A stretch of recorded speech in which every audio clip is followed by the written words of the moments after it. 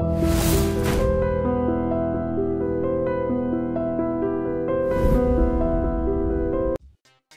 మధ్య young heroes కంటే senior heroes స్పీడ్గా వెరైటీ సినిమాలతో ఇండస్ట్రీ తీరునే మార్చేస్తున్నారు.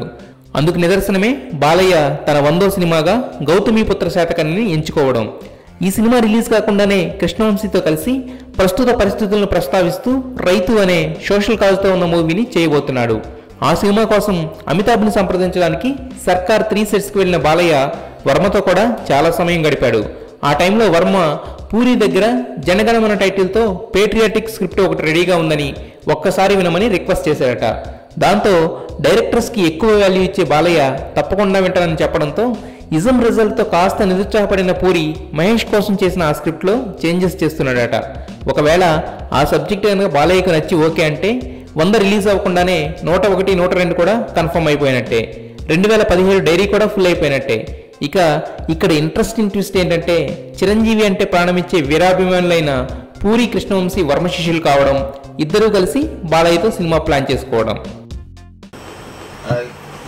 అందరు నమస్కారం. ఎన్ని ఫస్ట్ లుక్స్ వంశీ గారు?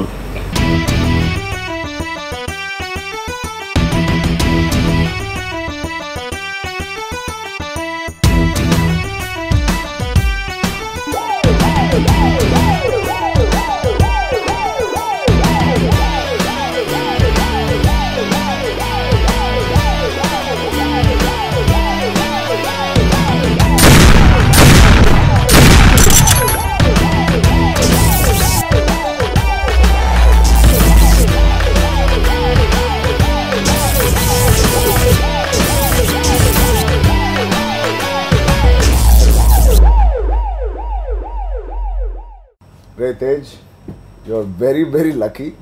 ఇంత డిఫరెంట్గా, ఇంత న్యూ లుక్ ఒక కాప్ మీద ఎప్పుడు నేను చూడలేదు. నిజంగా యు ఆర్ లక్కీ ఆర్టిస్ట్. ఇంత ఎర్లీ స్టేజ్లో వంశీ గారి ఫ్రెండ్స్లో నువ్వు కనిపించావు.